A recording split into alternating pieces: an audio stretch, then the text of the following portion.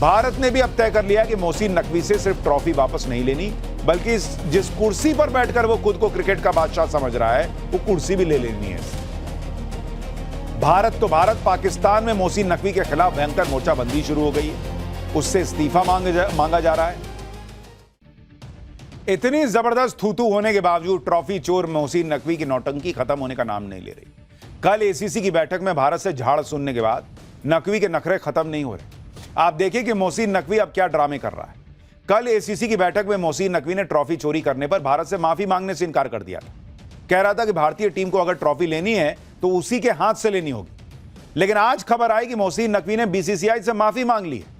उसने सफाई दी है कि उसे बताया ही नहीं गया था कि भारतीय टीम उसके हाथ से ट्रॉफी नहीं लेगी। लेकिन फिर नकवी ने खुद कह दिया कि ट्रॉफी चोरी करके उसने कुछ भी गलत नहीं किया। नकवी ने कहा कि उसने बीसीसीआई से माफी नहीं मांगी है और ना ही कभी मांगेगा। नकवी ने कहा कि अगर ट्रॉफी वापस चाहिए तो सूर्य कुमार यादव दुबई के एसीसी हेडक्वार्टर में उसके दफ्तर आकर ट्रॉफी ले जाए। यानी मोहसिन नकवी के दिमाग में केमिकल लोचा हो गया है। कभी माफी मांग रहा है, कभी कह रहा नहीं मांगूंगा, कभी कह रहा ट्रॉफी दूंगा, कभी कह रहा है कि आके ले जाओ। मोहसिन नकवी समझ चुका है कि ट्रॉफी तो उसे लौटानी पड़ेगी, इसलिए अब वो अपनी इज्जत बचाने के रास्ते खोज रहा है। पूरा पाकिस्तान भी अगर भारत के पैरों में गिरकर गिड़गिड़ाए फिर भी मोहसिन नकवी की ख्वाहिश पूरी नहीं होगी। यह मोहसिन नकवी भी जानता है और पूरा पाकिस्तान भी। पाकिस्तानियों की हालत इसलिए खराब हो रही है क्योंकि उन्हें पता है कि मोहसिन नकवी ने सिर्फ ट्रॉफी नहीं चुराई, बल्कि पूरे पाकिस्तान की इज्जत नीलाम कर दी और अब भारत उसे बख्शने के मूड में नहीं। कल एसीसी की बैठक का बहिष्कार करने की धमकी देकर भारत ने अपने तेवर दिखा दिए थे। बीसीसीआई ने बैठक में कह दिया था कि मोहसिन नकवी जल्द से जल्द एसीसी को ट्रॉफी लौटाए, वरना अंजाम बहुत बुरा होगा। और यह सिर्फ धमकी नहीं है, भारत एसीसी में मोहसिन नकवी के खिलाफ महाभियोग लाने पर विचार कर रहा है।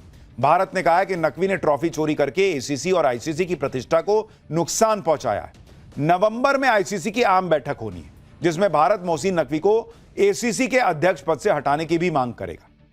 खबर तो यह भी है कि मोहसिन नकवी ने भारत से डरकर ट्रॉफी पर कब्जा छोड़ भी दिया है। वो दुबई में एसीसी दफ्तर में ट्रॉफी छोड़कर पाकिस्तान भाग गया है। सोशल मीडिया पर एशिया कप ट्रॉफी की यह तस्वीर वायरल हो रही है।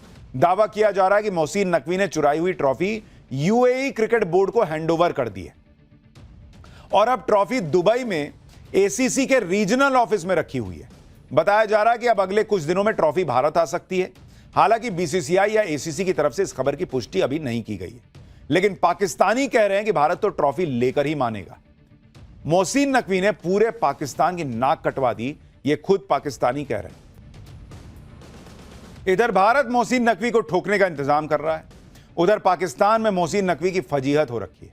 शोएब अख्तर ने तो मोहसिन नकवी समेत पूरी पाकिस्तान क्रिकेट बोर्ड को ही हेडलेस चिकन बता दिया। हेडलेस चिकन का मतलब होता है ऐसा व्यक्ति जिसके पास दिमाग ना हो। शोएब अख्तर ने कहा कि मोहसिन नकवी को क्रिकेट के बारे में कुछ पता ही नहीं है, वो अपने सलाहकारों के दिमाग से पीसीबी चला रहा है। मोहसिन नकवी ने डिविजनल और डिपार्टमेंटल क्रिकेट को ही खत्म कर दिया।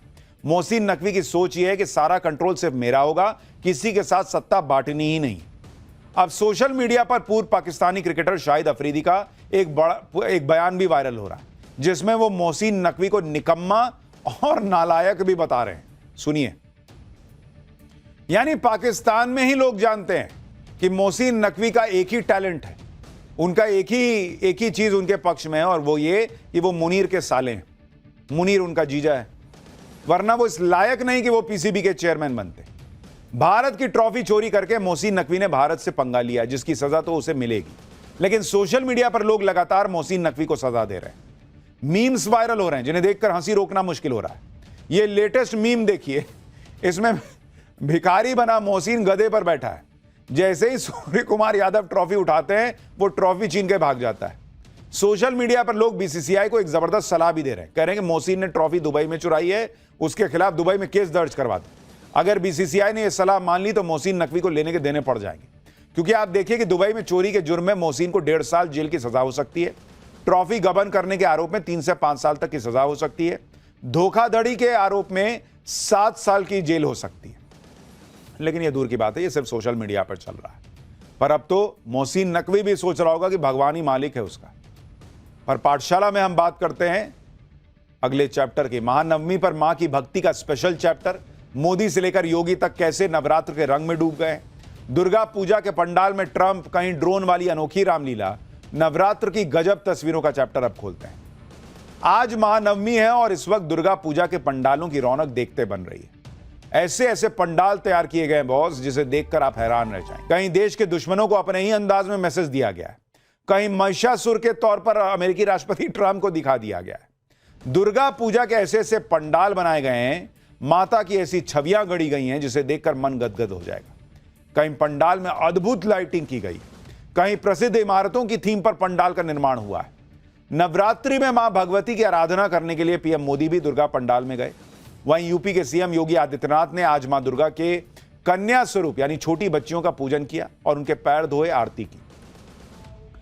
आई लव मोहम्मद विवाद भी दुर्गा पूजा के पंडालों तक पहुंच गया। दुर्गा पूजा के पंडाल के पास आई लव मोहम्मद के पोस्टर बैनर लगाने का मामला सामने आया है। यह पोस्टर किसने और क्यों लगाया, इसकी भी जांच की जा रही है। आपको दुर्गा पूजा के पंडालों की एक एक तस्वीर दिखाऊंगा, आई लव मोहम्मद विवाद के बारे में भी बताऊंगा, लेकिन पहले एक झलक देखिए। आज नवमी है और आज नवरात्रि के 9 दिन के व्रत का समापन हो गया। कल विजयदशमी यानी दशहरा है। दशहरे से पहले आज पूरे देश में मां दुर्गा की आराधना और पूजा हो रही है। दुर्गा पंडालों में भक्तों की भीड़ आ रही है। क्या आम क्या खास, हर कोई माता की आराधना में लीन है। प्रधानमंत्री नरेंद्र मोदी भी नवरात्रि के पावन अवसर पर मां दुर्गा की भक्ति में लीन दिखाई दिए। पीएम मोदी कल दिल्ली के सीआर पार्क में दुर्गा पूजा पंडाल गए थे। पीएम मोदी ने मां भगवती की पूरे विधि विधान से आरती की, पूजा की और काफी देर तक दुर्गा पूजा पंडाल में रुके रहे।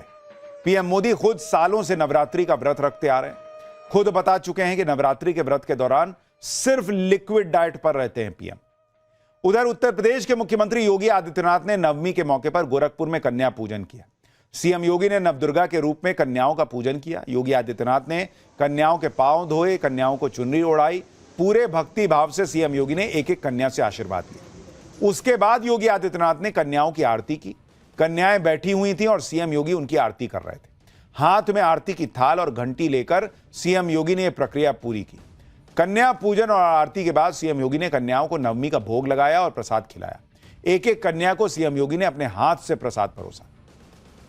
महानवमी के अवसर पर दुर्गा पूजा पंडालों में सबसे ज्यादा रौनक बंगाल में होती है। दुर्गा पूजा पंडाल के जरिए लोग अपनी मन की भावनाओं को भी जाहिर कर रहे हैं। अमेरिका के राष्ट्रपति डोनाल्ड ट्रंप ने जब से भारत के खिलाफ 50% से ज्यादा टैरिफ लगाया है, तब से भारत में कई लोग ट्रंप पर भड़के हुए हैं। कई जगहों पर दुर्गा पूजा पंडाल में ट्रंप को महिषासुर के तौर पर दिखा दिया गया। यह तस्वीर कोलकाता में बने एक दुर्गा पंडाल की है, जहां ट्रंप को महिषासुर के तौर पर दिखाया गया।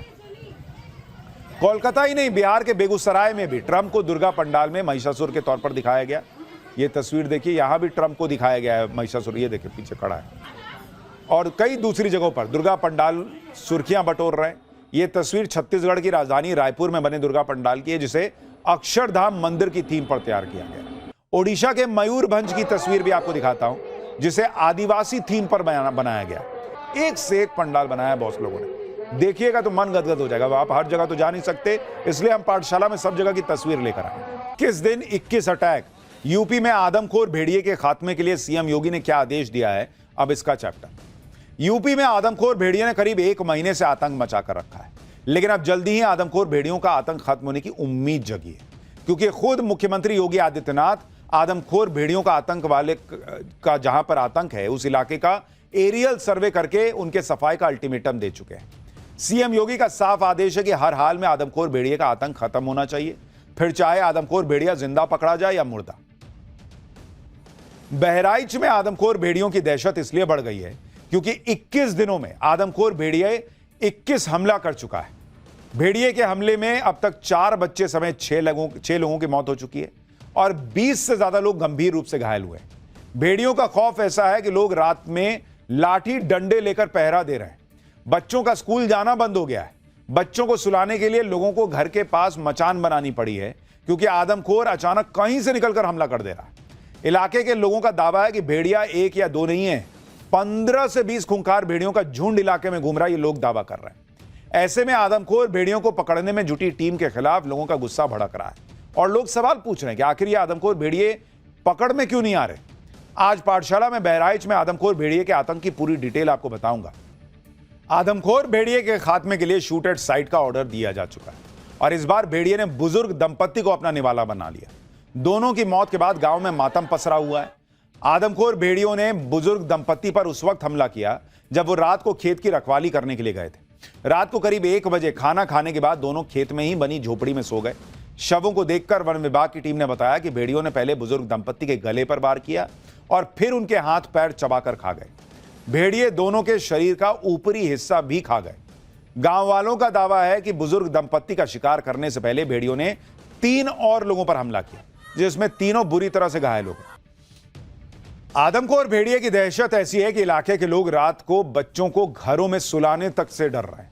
बच्चों को भेड़िए के हमले से बचाने के लिए लोगों ने घरों के पास करीब 10-10 फीट ऊंची मचान बना ली। ऐसी इन्हीं मचानों में बच्चों को सुलाया जा रहा है ताकि भेड़िया उन तक पहुंच ही ना पाए। सोचिए बच्चा कहां सो रहा है। घरों के बाहर बनी मचान से ग्राउंड जीरो से हमारे सहयोगी की रिपोर्ट देखिए, लोग कितने डर में जी रहे हैं। गांव इस वक्त सन्नाटे में पसरे रहते हैं। अंदाजा नहीं लगा पाएंगे कि दिन का समय है। देखिए गांव की गलियां सूनी हैं, इक्का दुक्का कोई घर के सामने खड़ा नजर आएगा। डर इतना है भेड़िए का कि लोगों ने सोने के लिए व्यवस्थाएं अपने आप सुरक्षा करना शुरू कर दी है। हर घर में इस तरह की मचान बना ली गई है ताकि बच्चों को कम से कम सुरक्षित तरीके से सुलाया जा सके। रात भर घर के बड़े लोग पहरा देते हैं, यहां तक भेड़िया न पहुंच सके, बच्चे उसकी पकड़ से दूर रहें, इसलिए ऊंचाई पर यह मचान की व्यवस्था की गई है। दादा, क्या नाम है आपका? रामधीराज। अच्छा, तो आपने ये अलग से व्यवस्था कर ली? हाँ जी, वही पर पकड़ा जाता है हमसे रात में। अच्छा, सोया जाता है और जागा जाता है। तो कब ये आपने बनाया, कब दिमाग में आया? होगा 1 हफ्ता से ज्यादा होगा। जब डर ज्यादा बढ़ा हाँ। तो आपको लगा कि अब सुरक्षा खुद ही करनी पड़ेगी। हाँ साहब, लोगों का डबल तनाव है। बच्चे नीचे सो रहे हैं तो भेड़िए का तनाव, ऊपर मचान पे सो रहे हैं तो नीचे ना गिर जाएं सोते सोते उसका तनाव। सीएम योगी के अल्टीमेटम के बाद वन विभाग की टीम ऑपरेशन भेड़िया पार्ट 2 में जुट तो चुकी है, तलाश भी कर रही है, कॉम्बिंग ऑपरेशन भी चला रही है। ड्रोन कैमरों से भेड़ियों की लोकेशन मिलते ही वन विभाग के शूटर्स अपनी बंदूक लेकर निकल पड़ते हैं। सीएम योगी ने भी सख्ती के दिखाई है और डीएम और एसपी पर लगातार भेड़ियों के हमले से प्रभावित इलाकों में कैंप करने के लिए कहा है। आदमखोर भेड़िए के पकड़ने के लिए 21 टास्क फोर्स का गठन किया गया है।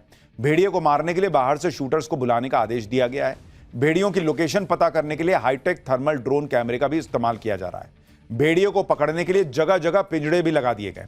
लेकिन इन इंतजामों के बीच भी जिस तरह भेड़िए के हमले जारी हैं, उससे गांव के लोग दहशत में, उनकी नींद उड़ी हुई। रात के अंधेरे में लाठी डंडे लेकर लोग गश्त पर निकल जाते हैं ताकि बच्चे सुरक्षित रहें। दिन के वक्त भी हल्की सी हलचल होने पर गांव के लोग ढोल और लाठी डंडे लेकर भेड़िए को पकड़ने के लिए निकल जा रहे हैं। भेड़िए की दहशत पर ग्राउंड जीरो से एक और रिपोर्ट देखिए।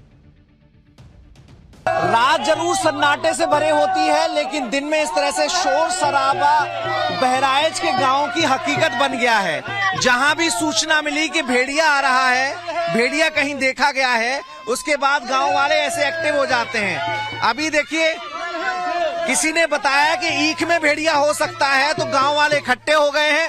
ढोलक भी बजाई जा रही है ताकि शोर हो सके। हाथों में लाठी डंडे हैं, बल्लम भी है। जैसे ही